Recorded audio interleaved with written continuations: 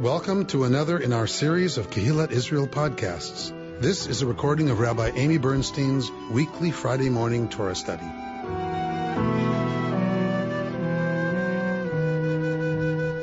So we are going to continue our little romp through Deuteronomy. I think that one of the things I love most about teaching something that I've been teaching for this long, 26 years of active teaching and learning it, of course, more than that. I think one of the greatest things is when you continue to find things that you didn't see before or know before. It's what we all love, right, about learning things that we've been exposed to before, is seeing something we didn't see before, thinking about it a different way, because then you realize you've changed.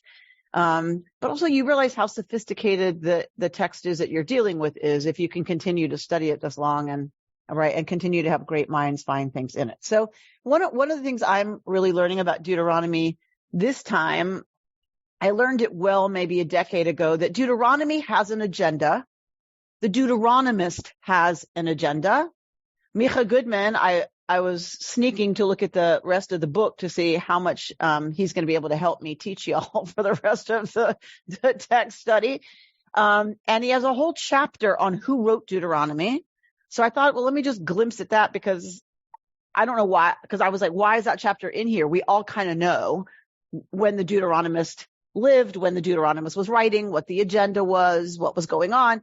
And Micha, really, I haven't read the whole chapter yet, but he kind of takes some issue with just assuming it's someone writing at the time of King Josiah and writing under, kind of this religious reform. And he's like, yeah, there's some evidence for that, but why don't we take Mosaic authorship more seriously, since the tradition has? So 8th century BCE is Josiah. So the 700s, a scroll is found during the refurbishing of the temple. This scroll, Deuteronomy, is found and is authenticated as being really old, right? So they take it to, interesting, Huldah, the prophetess. And Huldah is the one who verifies that Deuteronomy is, in fact, an ancient text that has been found. This happened. It's recorded that this happened, that it's found then, but it is of odd antiquity. It is very old, and Huldah, the prophetess, authenticates it.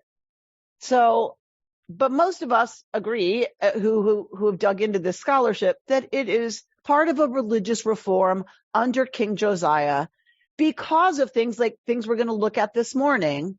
And that's where most of us focus, kind of like if you're feeling like, oh, I'm on the inside of this conversation. I know it's the Deuteronomist, and I know what the agenda is, and I know about Josiah, and I know about centralization. Like you feel like, yeah, like that's the inside.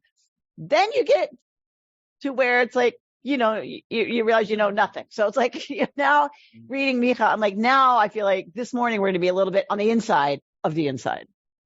And really talking about a little bit more than just kind of the historical context and what's going on. So Deuteronomy has an agenda, whether you believe it's the agenda of Moses or whether you believe it's the Deuteronomist living under the time of King Josiah. There are enough radical changes in Deuteronomy from the rest of the texts where we see stuff like Shabbat. We see Shabbat in other places. When we see Shabbat in Deuteronomy, it shows up differently. There are enough changes that it is very clear that Deuteronomy is a religious reform. That is very clear. No one argues. Well, if you argue for Mosaic Mosaic authorship, you may argue it's not a reform of what is in the desert. It's a reform for when they get to the land. So even if you accept Mosaic authorship, it is a different agenda than the one they've had until now. Moshe's talking about in the future, when you get to the land, you're going to enact all this. So all this is different. They can't do this in the desert. So even if it's Mosaic authorship that you want to stay with, this is still a reform from what the rest of the books have been doing. if you accept that it's a religious reform later when they're in the land and they've already had challenges and this is an answer to some of those challenges, it is a massive reform of what they would have been doing in the land until now. Okay? So we're going to look at some of those. We're going to look at some through the lens of Micah Goodman, of what the Deuteronomist, where are we being shifted? Where is our memory being shifted? And Lisa, I want to get to something you said last week. It's been bugging me to the point where I'm not sleeping sometimes because I'm perseverating about it. So remind me, I want to get there before we close our time together, about memory and about the manipulation of memory, because you said something and I realized I didn't really fully answer, and I want to do that. Okay.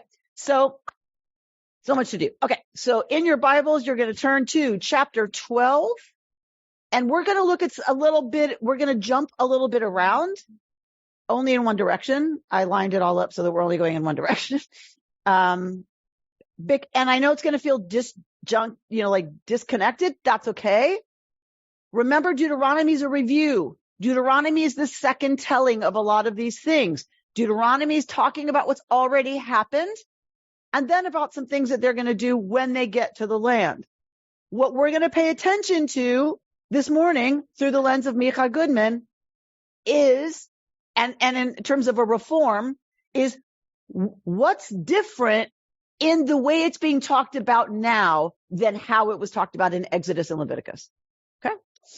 Because that's how you know what the agenda is. That's how you pay attention to what the agenda is what's the change? What got reconstructed? Then you know what your agenda is. How is it different? Why might that be? Okay? So Micha's going to make some arguments about why he thinks it's different in Deuteronomy and what the implications of that are. Okay. Ki im el hamakom asher yivchar Adonai Elohechem mikol shivtechem lashum et shmo sham l'shchino tidrashu uvata shama.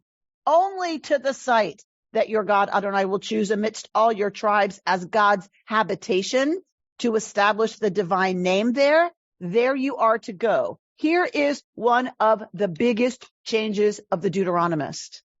This is centralization of worship. Chapter 12, verse 5. Centralization of worship.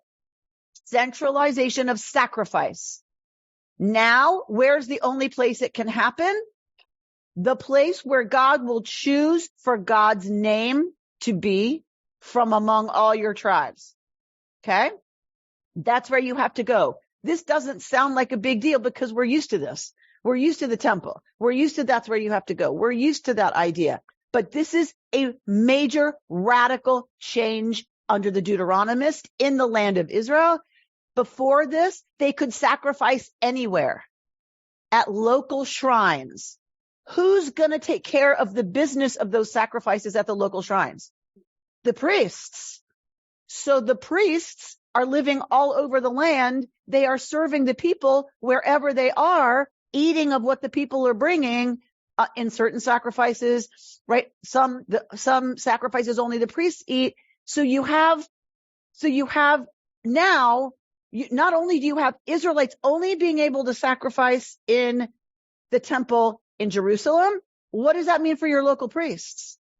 They're out of a job. How popular do you think that's going to be? What do you do with them? If the way they make a living is to officiate at sacrifices and they get part of that meat, if that's how they make a living, what are you going to do with the priests in Beersheba? There isn't another job. If the people can't sacrifice, that's a great idea. That would be a great idea. There's no other work for them. If the people can't sacrifice in Beersheba, what are you going to do? Any ideas? Jerusalem. Have them move to Jerusalem. So there isn't room for all the priests to come from all over the country to live in Jerusalem. So how do you modify that? Build it and they will come. Build hotels. Or send them into the West Bank. Okay. Any other ideas? Get rid of the priests. That's not going to go over. How about shifts? Okay. You take shifts.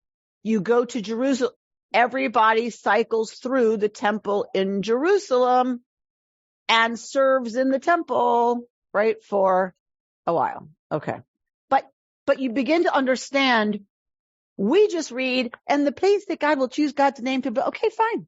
The temple, we get it. Like what, right? But behind those words is a massive social, religious shift that is causing some major tension with the priesthood. It's putting them in a much different position. And we're going to hear from Micah what he thinks is going on with that. Why? Why do that?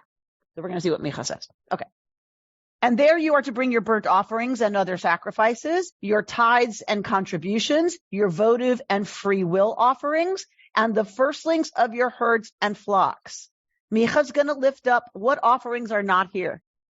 Thank God, human offerings are not here, because you're not supposed to do that. These are all animal offerings, well, except the tithes. Votive and free will offerings are here. And the firstlings of your herds and flocks. Bert, he's reading. He's looking. He's analyzing. Sin offering is in here. The sin offering. Where's the sin offering? What's the biggest thing you think Israelites are probably going to shul for? Right?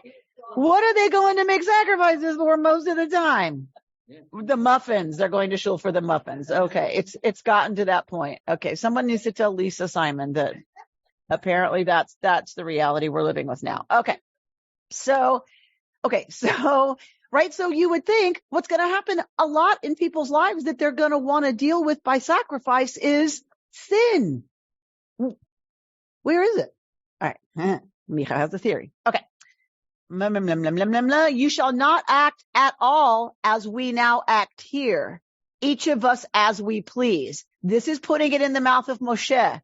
If it's in the mouth, right, the Deuteronomist is putting this in the mouth of Moshe. But if you're writing in the 700s, what are you saying? You shall no longer act as we've been acting here in the land of Israel for hundreds of years. Okay? Or I mean for like a long time. Because you have not yet come to the allotted haven that your God is giving you, because it's being put in the mouth of Moshe. When you cross the Jordan and settle in the land that your God is allotting to you, and God grants you safety from all your enemies around you, and you live in security, because this is the issue. When you live in security and are wealthy and are comfortable. That's what all of this is about. And argues Micah Goodman, it is all about when you come to the land, you have bested your enemies and you have power. His whole book is suggesting that Deuteronomy is about what to do with power. Thank you, Carol Kleinman. Isn't that relevant? Yes, I think so. That you must bring everything that I command you to the site where your God will choose to establish the divine name, in case anyone was confused.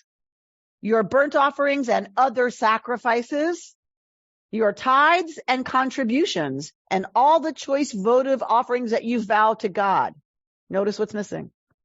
Again, it's missing. The asham, the chata, the guilt offering, the sin offering, they're not here.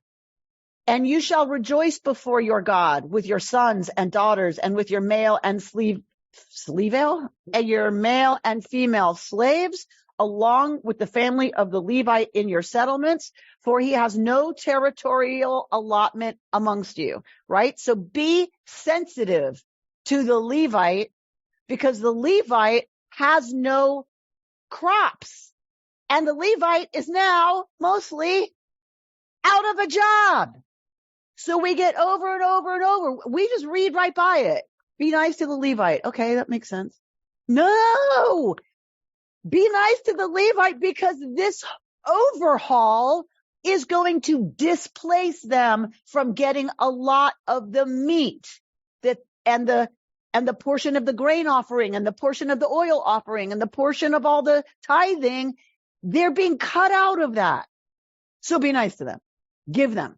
Be generous with them. That's why this is here. Take care not to sacrifice your burnt offerings in any place you like. So we've had it said positively, and we're going to get it said again in the negative. Don't do it like you've been doing it. Okay? But only in the place that God will choose in one of your tribal territories. I wonder which one it will be. There you shall sacrifice burnt offerings, and there you shall observe all that I enjoin upon you. But whenever you desire, you may slaughter and eat meat in any of your settlements, according to the blessing that God has granted you. The impure and the pure alike may partake of it, as of the gazelle and the deer. What does this mean before this moment?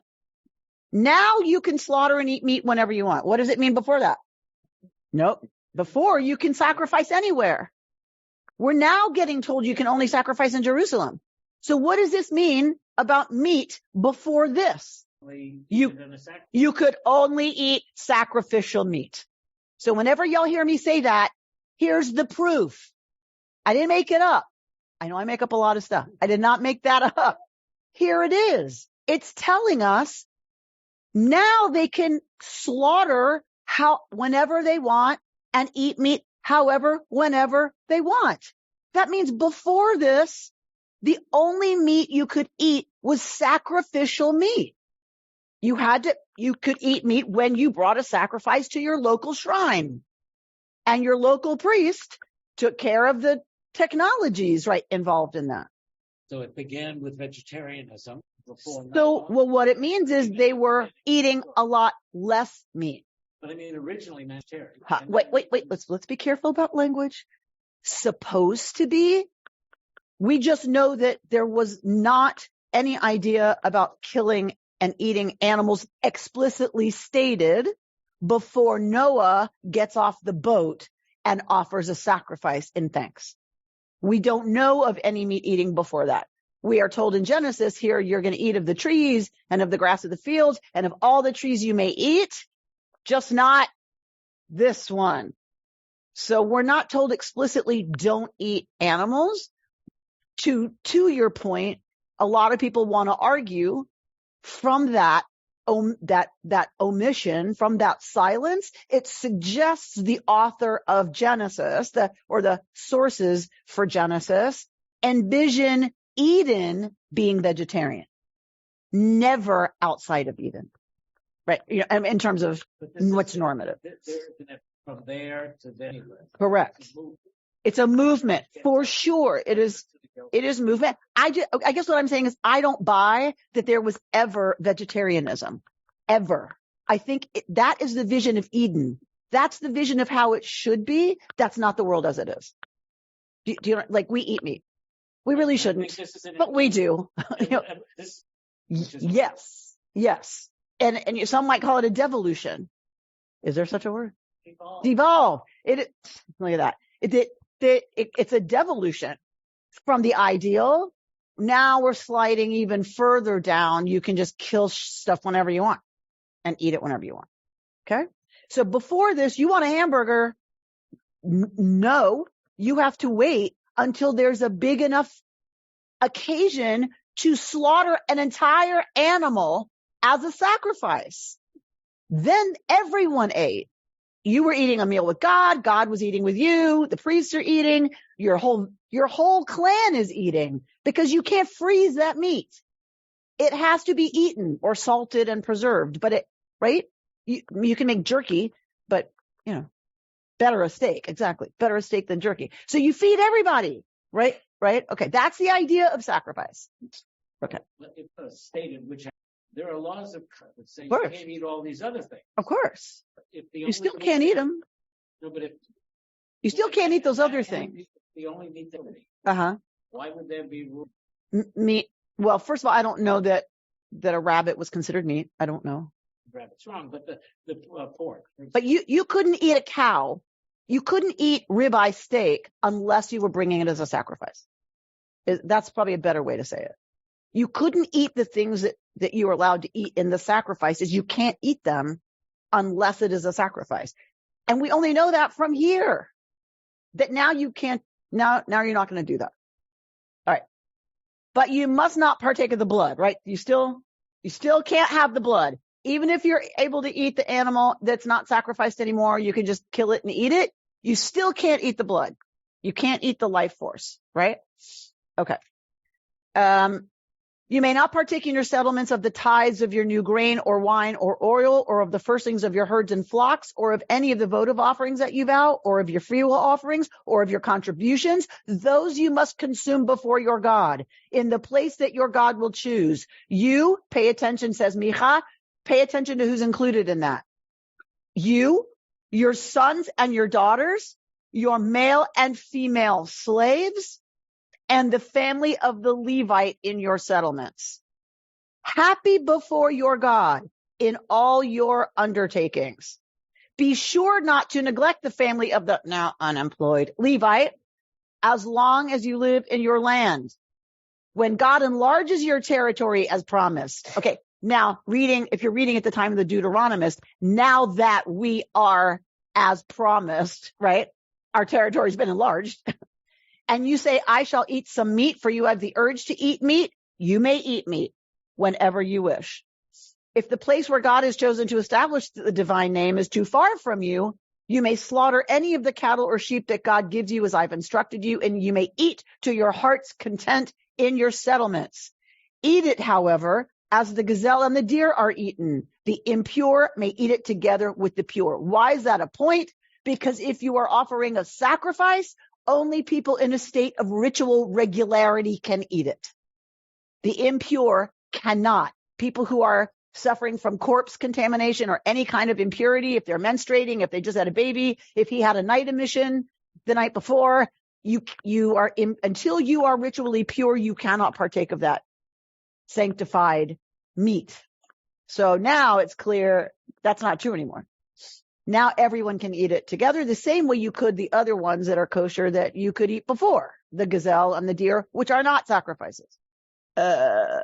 Make sure you do not partake of the blood. Right, so we get that again. All right, where am I? Did they still know how to get rid of the blood by salting it and draining it? Yeah, so they drain it. I don't know about salting. Elena Allen is asking, aren't the laws of kashrut much later?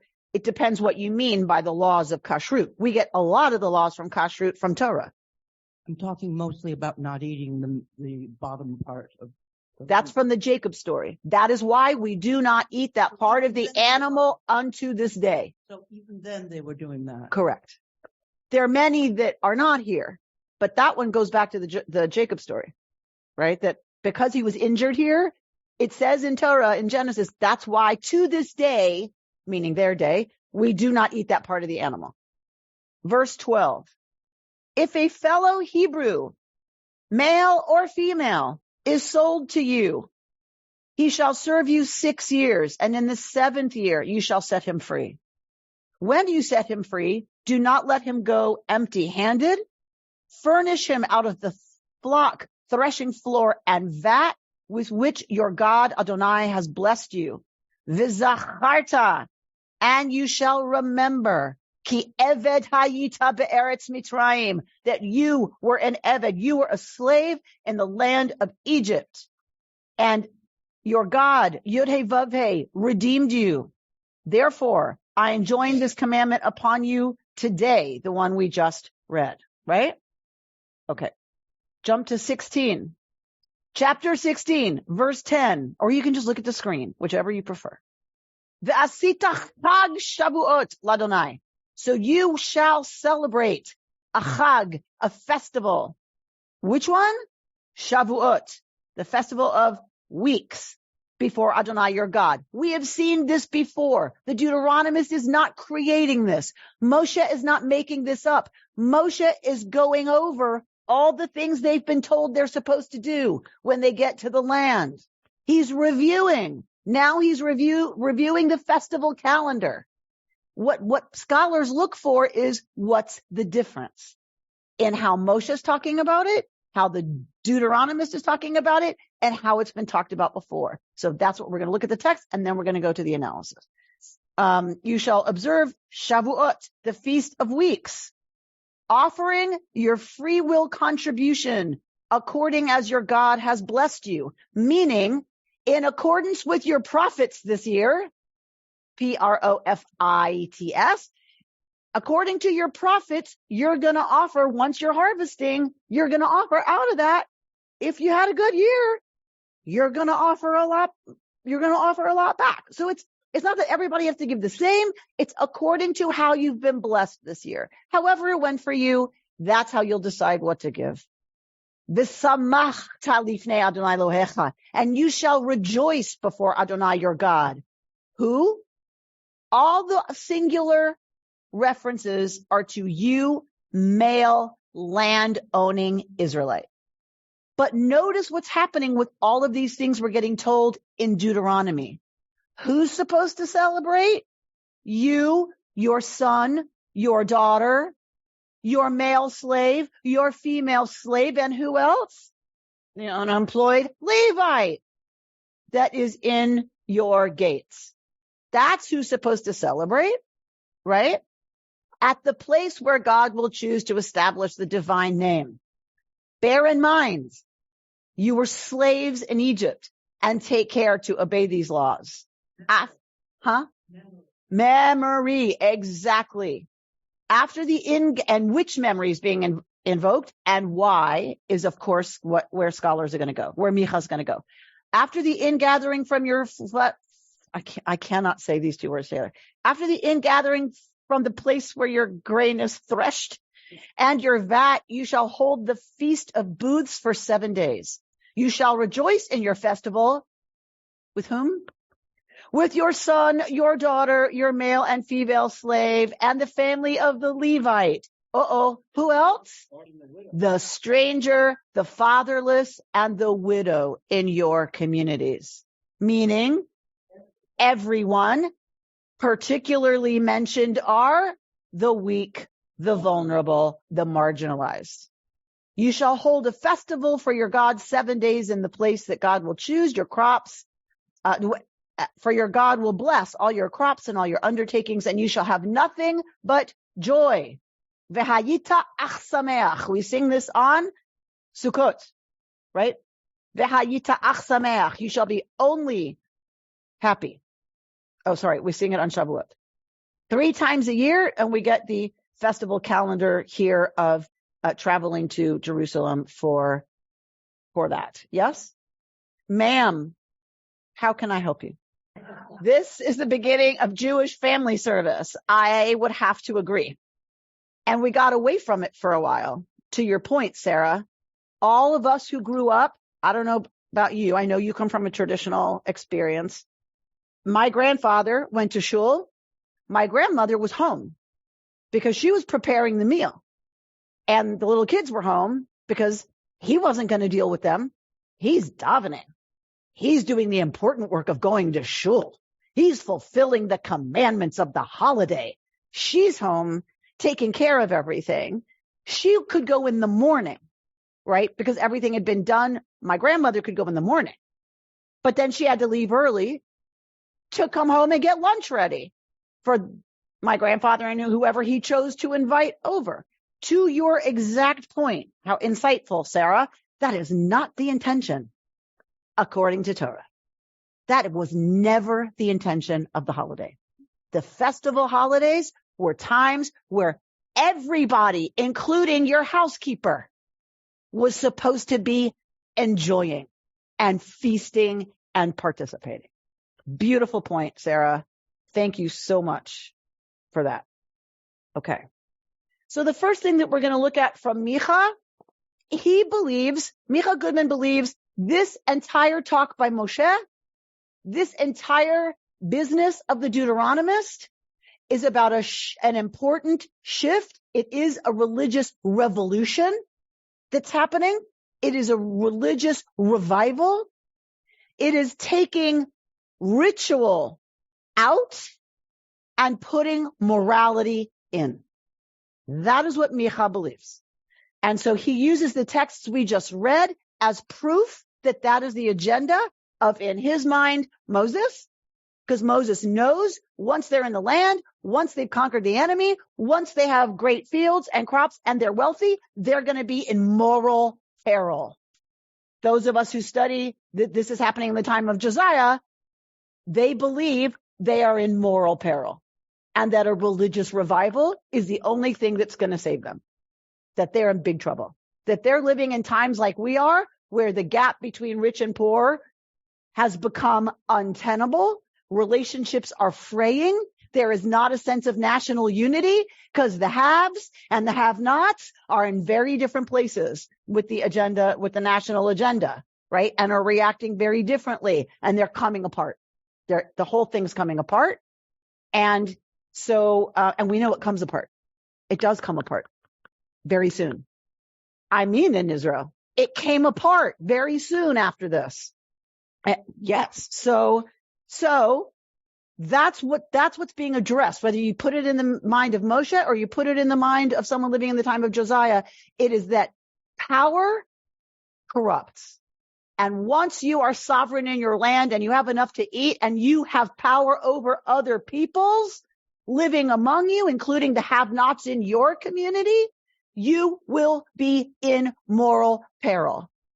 And this is an agenda to address that. How does Micah see that as being the case?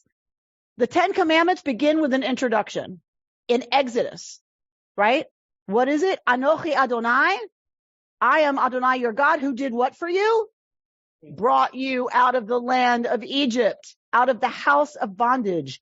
Micah says in Exodus, that's how the 10 Commandments begins. God introduces God's self. I hate it that he uses him. What can I do? He's an Israeli, whatever. God introduces God's self to the people as their liberator. This is the only information that the people have about God. God frees slaves, right? When God begins to speak at Revelation, what does God say? Anochi Yud He Vav He, who freed you from the house of bondage. That is all they know. This is a God.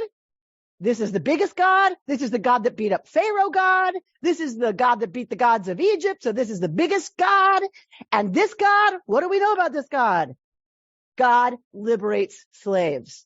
That is all they know, says Micah. Drop down page 118, the bottom of the page. I'll indicate it for y'all with the cursor.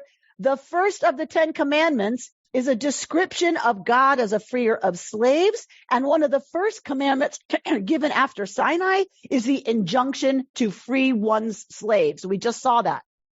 We just read that. This ethic, which is only hinted at in Exodus, top of 119, look at my highlights and you'll know where we are. This ethic, which is only hinted at in Exodus, is made more explicit in Deuteronomy, when Moses reiterates this commandment, right? So right after the 10 Commandments, what's the first thing they're told? You shall let your slaves go every 6 years, right? We got that already in Exodus. God liberates slaves. You liberate your slaves. Now we get Deuteronomy 15 that we just read. Unlike in Exodus, says Micah, the injunction to emancipate slaves now has a rationale because we saw it. The Israelites must emancipate their slaves every 7 years because of the liberation from Egypt. The nation that was liberated in the past is commanded to be a liberating nation in the present and the future. The exodus from Egypt is not just a nostalgic memory. It is a historical event that became a commandment. God liberated us from Egypt, and we need to be like God and liberate our own slaves. Micah is going to argue that that is what the entire part of Deuteronomy that we just read from all of those chapters, the entire thing is about be like God. Now we're going to get descriptions of God that are different from the ones we got in Genesis, Exodus, and Leviticus. We're going to get a different description, and then we're going to be told, be like that. It's not completely that it hasn't happened before. It's the emphasis. Freeing your slaves back in Exodus was not connected to Egypt. It is explicitly connected in Deuteronomy. God liberates slaves, so you liberate slaves. All right, so he's going to bring us other things like that. Yes, is there someone at home trying to say something? Oh, Linda Scheibel's going to ask a quick question. We're going to 120, bottom of the page. It's not that big a question, really, but one of the first sentences says, we must emancipate their slaves because that's what we were told in Exodus. Every 7 years, there's there's a release. Why 7? Come on. Shabbat. Like 7's a big number. 7 times 7 weeks equals Shavuot. 7 times a cycle of 7 years is Jubilee. Is Yom. 7's a big number for us. It's to create the world. Well, that's right when we said Shabbat. So question, comment. So are we supposed to be on a sliding scale here too? If we're supposed to be like God and liberate slaves, why are we even having them for 6 years? No. Now you're going a different place. Also, are you suggesting that basically this is a demarcation between the God that we had that was vengeful and jealous is no more, and now we're supposed to look at a God that is a liberator of slaves? This is a completely different concept of God. No, it is not. No. The same God that took us out of Egypt will smack us in the head if we keep messing up. They're not different gods. I mean, the God that we saw earlier in Exodus, or not even Exodus, earlier, is really an almost childlike, jealous God. So that is a characterization. I could argue that with you, but we don't have time this morning. I would argue that with you that there is a very complicated view. I will give you that. There is a multifaceted, complicated view of God and God's relationship with us in the other books. Deuteronomy is written by already a different theological school. Already by the time of the Deuteronomist, and Micah argues, God doesn't live in the temple. God's presence isn't in what are you talking about? God is up there. Like God is in God's heavens. And we do what we do down here, but it doesn't impact God at all. God is more removed. Also, by the way, in Leviticus, we don't get a personal God in Leviticus ever. We don't get descriptions of God getting angry. A fire goes forth because somebody screwed up the ritual and tinkered with the wires. Well, when you tinker with the wires and there's going to be an explosion. That's just how things work. I'm going to say it's not inconsistent with the God we have seen represented in Exodus. It is a evolution of the concept in that we no longer have God impacted by human behavior. God simply describes what's the natural consequences if y'all keep screwing up. And the natural consequences are that you will be exiled. The land will spit you out. But that's not God getting mad. Correct. Right. Exactly. All right. So the relationship has changed. The focus now is on, right? God is the liberator. You shall therefore liberate. And we're going to see more. Micha's going to bring more. All right. The commandment to remember Egyptian bondage, bottom of page 120. The commandment to remember Egyptian bondage appears 9 times in Deuteronomy and 4 times in the entire rest of the Torah.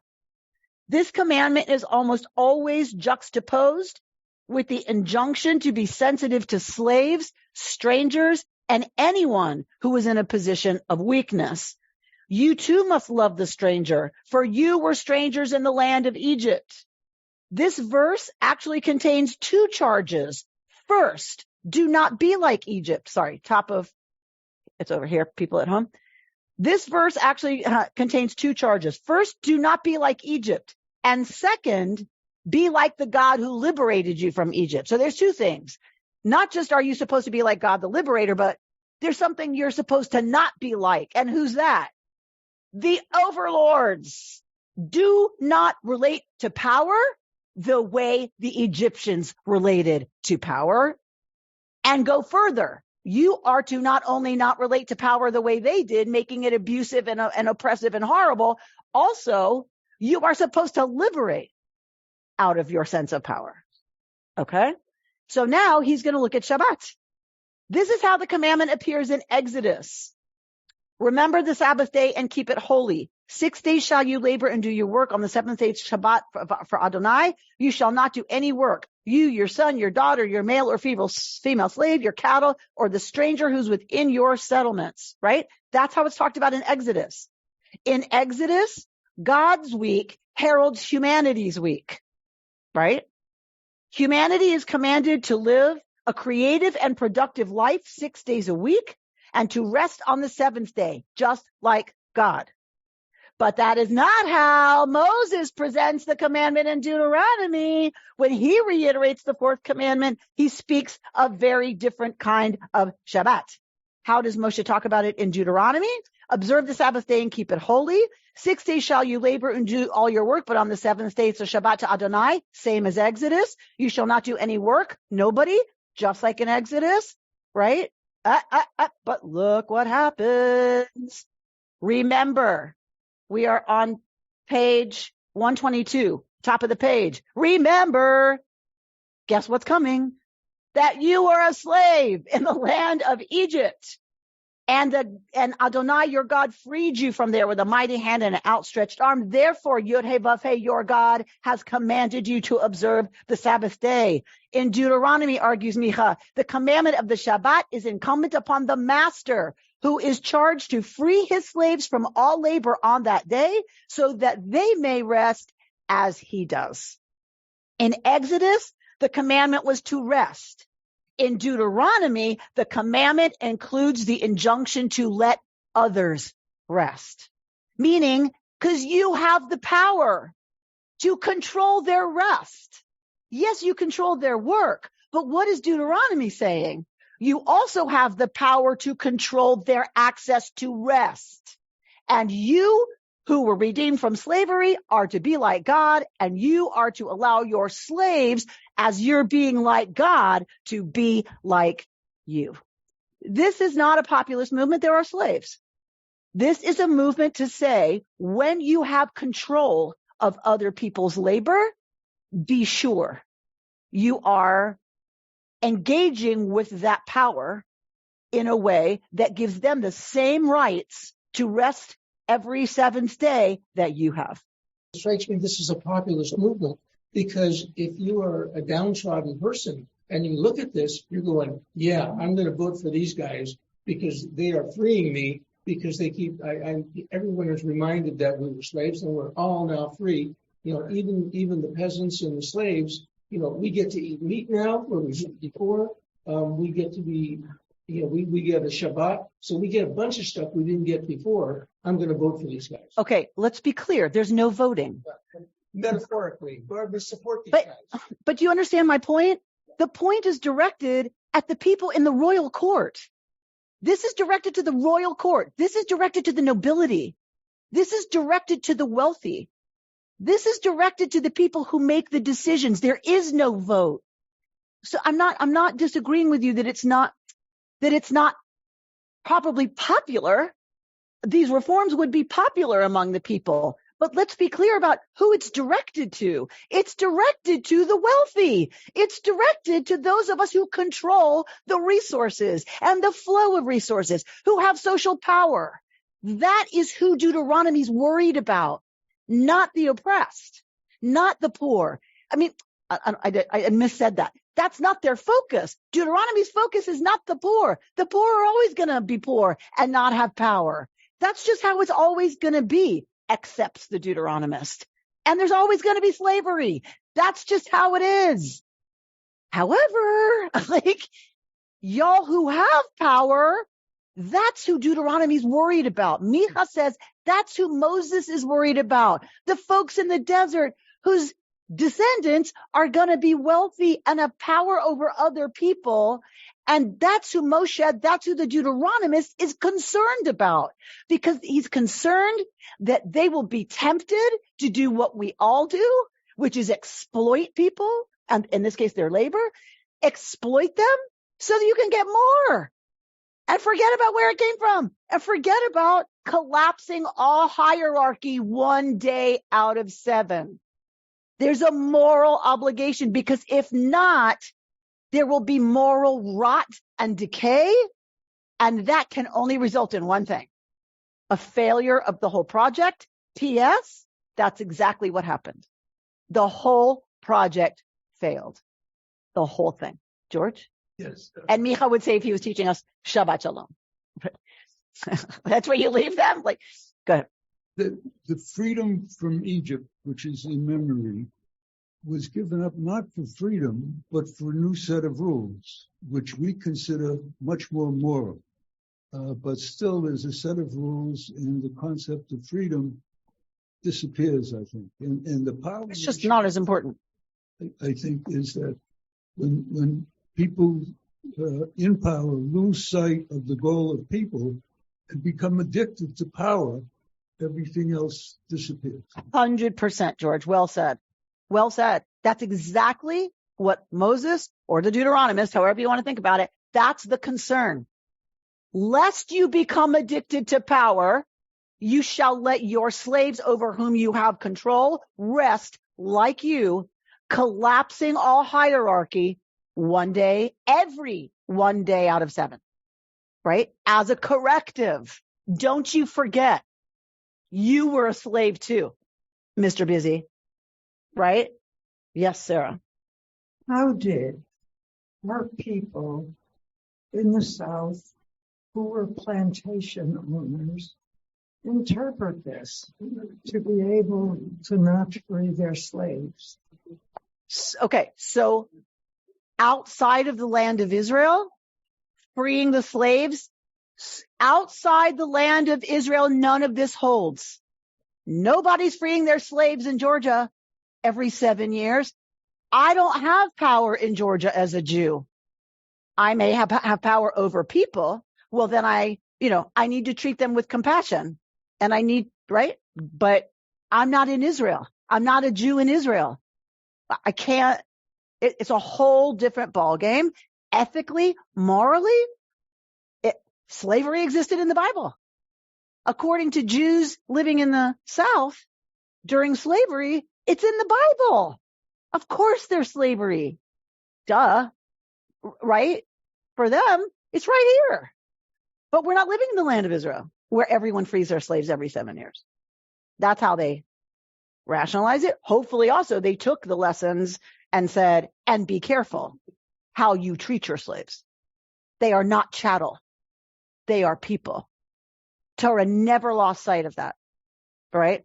None of this 3/8, 5/8, so, and being, right? Like, they're people. They were freed the same way you were, anyway.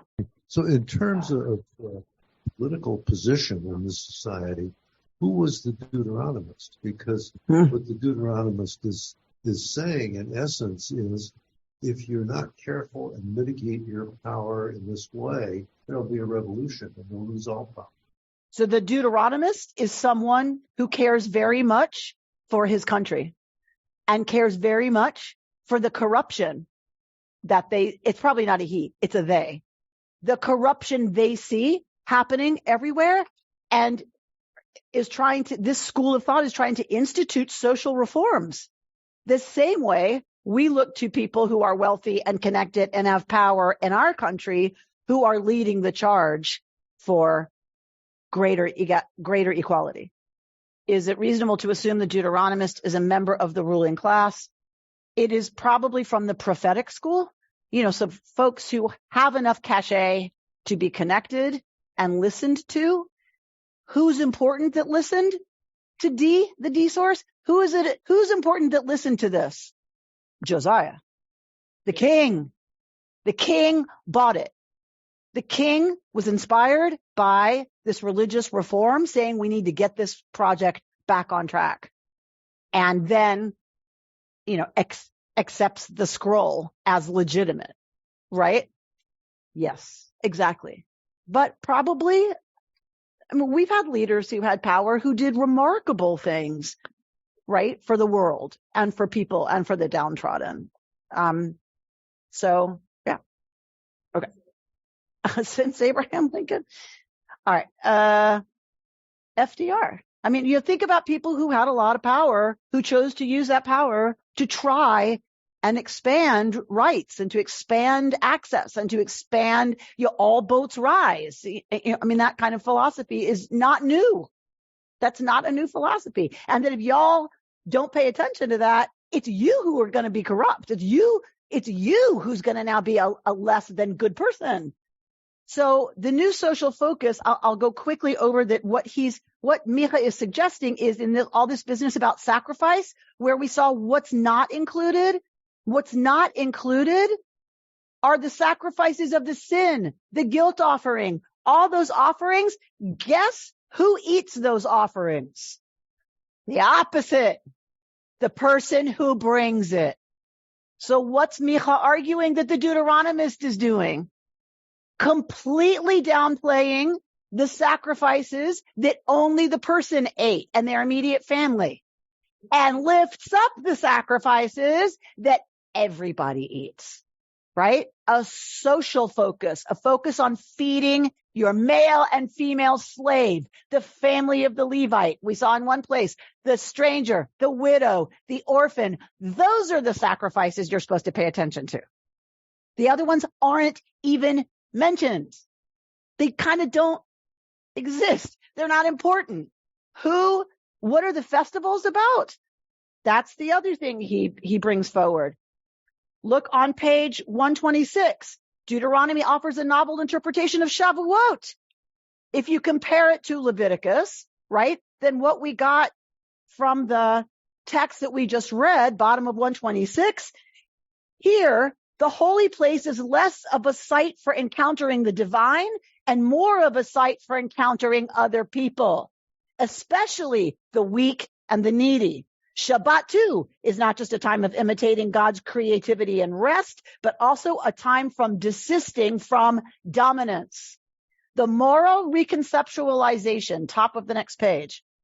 The moral reconceptualization of Shabbat and of the tabernacle, right, the temple, paves the way to understanding a revolutionary theological process, the moral reconceptualization of God.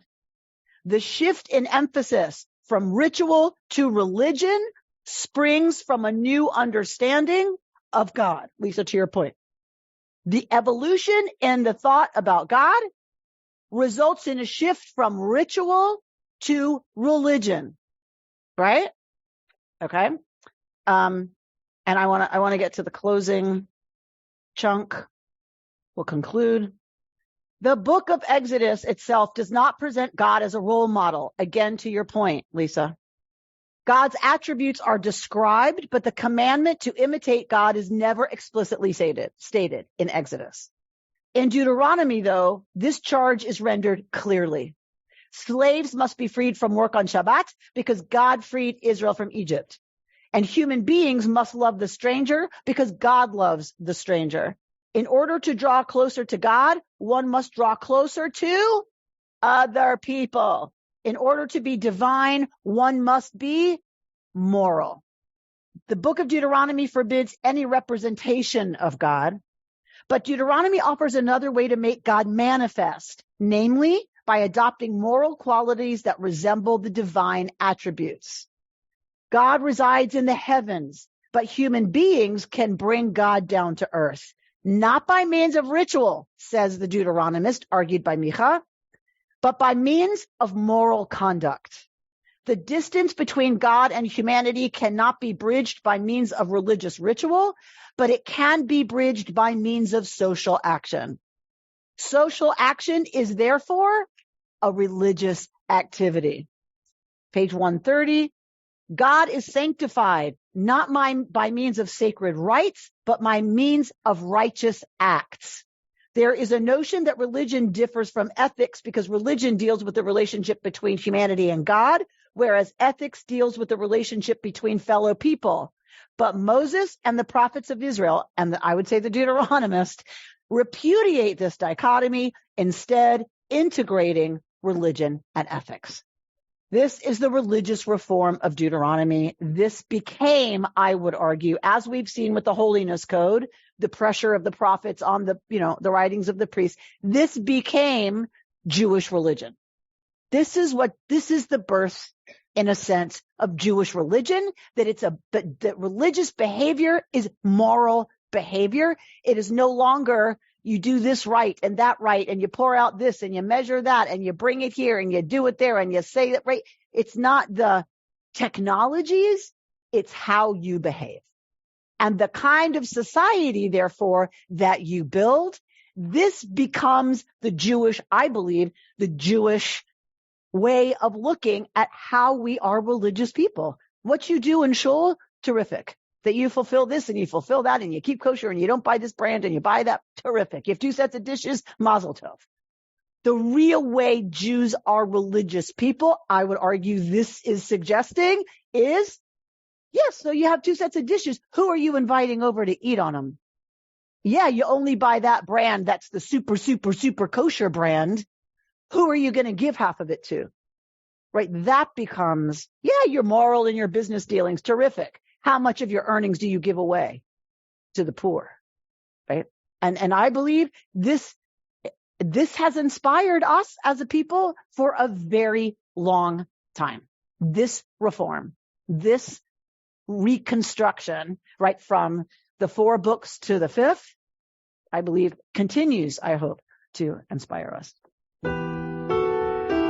You've been listening to Rabbi Amy Bernstein's Friday morning Torah study from Kehillat Israel in Pacific Palisades, California. For more information, go to our website, www.ourki.org.